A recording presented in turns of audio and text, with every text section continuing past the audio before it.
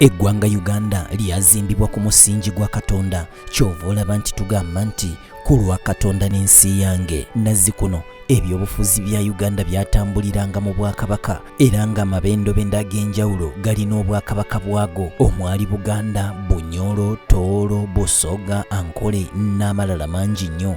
Wabula oluvannyuma lw'okujja kw'omuzungu, omuzungu yamaamira eggwanga lino olw'ensonga nti yalina ebigendererwa bye ebyenfuna. Oluvannyuma lw'okutuukiriza ebigendererwa bye n'eggwanga okwerwanako okubeera nga lifuna obwetwaze bwalyo, Uganda yafuna obwetwaze mu mwaka gwa 1962 era nga wano Ssekabaka Sir Edward Frederick Luwangula Muteesa ye yasooka okutuula mu ntebe y'obwapulezidenti, bw'atyo n'abeera ne Ssaabaminisita Apollo Milton Obote eyali ava mu bbendobendo lya Kyoli. Oluvannyuma lw'okufuna obwetwaze, buli omu yalowooza nti Uganda egenda kubeera mu ssanyu eritagambika, emirembe n'emirembe amiina. Naye nno munnange wano baali balimba, anti abamu baatuuka n'okujulirira okuddayo bafugibwa abazungu olw'obutabanguko obwagwawo, ebbula ly'ensimbi wamu n'ebyenfuna okubeera nga bidda mu matigga, ssaako n'embeera ey'obwannakigwanyizi eyali tewoomya nnakabululu. Uganda okuva lwe yafuna obwetwaze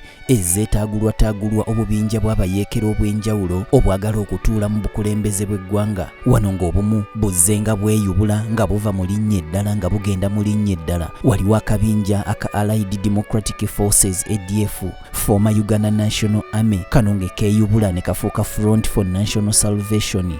Waliwo aka Holy Spirit Movement, ne wabeerawo aka Interahamwe, Kikosi Maalum, Lord's Resistance Army, National Army for the Liberation of Uganda, kano nga keeyubula ne kafuuka National Resistance Army, ate oluvannyuma ne kafuuka National Resistance Movement, era nga kati kyekibiina ekiri mu buyinza. People's Redemption Army ne keeyubula ne kafuuka Popular Resistance Army, Rwenzululu Movement, Save Uganda Movement, Uganda Army, kano nga kaaliwo okuva mu mwaka gwa 1971 paka 1980, naye nga kajja keeyubula nga kakyusa amannya ne kava mu Uganda Army ne kafuuka Uganda Freedom Fighters, ne kafuuka Uganda Muslims Liberation Army, ne kafuuka Uganda National Liberation Front, ne kafuuka Uganda National Rescue Front, ne kafuuka Uganda Nationalist Organization, ne kafuuka Uganda People's Army, ne kafuuka Uganda People's Democratic Army. Ate mu bbendobendo erya West Nile ne wabeerayo West Nile Bank Front. Nazzikuno okugonjoola ensonga kwabeerangamu okuteesa era nga buli omu avaawo asanyuse anti nga batuuse ku nzikiriziganya. Naye omuzungu okuva lwe yaleeta emmundu mu ggwanga Uganda, mwana wattu, okuteesa kuno kwafuuka olufumo.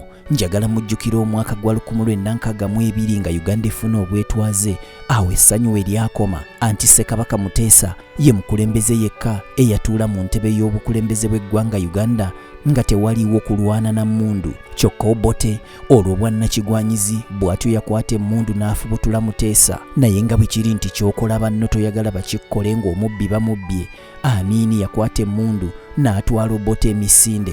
Wakati mu mbeera eyo ey'akanyolagano, Yusufu Lule naye bw'atyo yajja ne Sabasaba ng'ajja awerekerwako Abatanzania. Kale awo n'Amiini teyalina kyakkola okuggyako okumalamu omusulo. Awo Godfrey Lukongwa binaayiisa n'aliira mu kavuyo, entebe eno n'agituulamu, wabula bano bonna abaagituulangamu okuva ku Amiini tebaabandaalanga, anti ne Lukongwa binaayiisa bwe yajja teyabandaalawo. Naye bw'atyo n'akwata mu lw'engabi we yayita tetwamanya. 1979 guno gwali mwaka gwa byafaayo nnyo, anti Uganda yafugibwa abakulembeze abawerera ddala 6. 1979 entebe ya Uganda yatuulamu abakulembeze ab'enjawulo omwali Amiini, Binaayiisa, Yusufu Lule, ne wabeerawo ko ne Presidential Commission. Kano nga kaali kakiiko akaatuulako abantu 3. Kyokka era mwaka gwe gumu laba Obote bwakomawo n'atuula mu ntebe ya Uganda. Ono tebaamubandaaza, Titookero Lutwa, naye bw'atyo n'ajja n'emmundu eyakuba Obote ng'awerekerwako basajja be abaayitibwanga abanyanya. Ekituufu bali abanyanya baakuba emmundu gye bagamba mbu yavuganga Titookero Lutwa. Awo nno bannansi ne babuna emiwabo.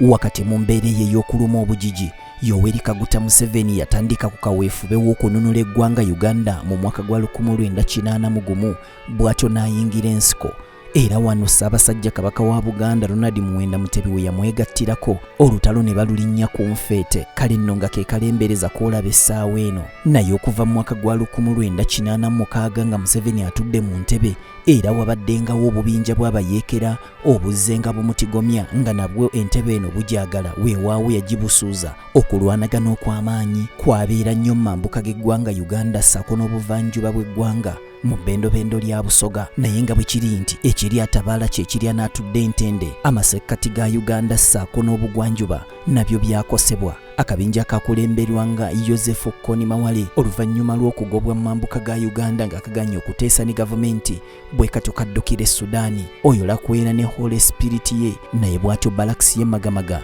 teyamubandaaza. Ataba ADF abaali basimba makanda mu bitundu bya Rwenzori nabo bwe batyo baabatwala ne Nabugisi mufungize, wabula nga bano bagira ne badduka ne bavaayo ne bajja ne bakola effujjo ne baddayo. Uganda kati weeri etambulira ku musingi gwa ssemateeka. Bannayuganda nga balina okukuba akalulu beerondera abakulembeze be beetaaga era nga abakulembeze bangi nnyo bakyusiddwa nga bakyusibwa na kalulu.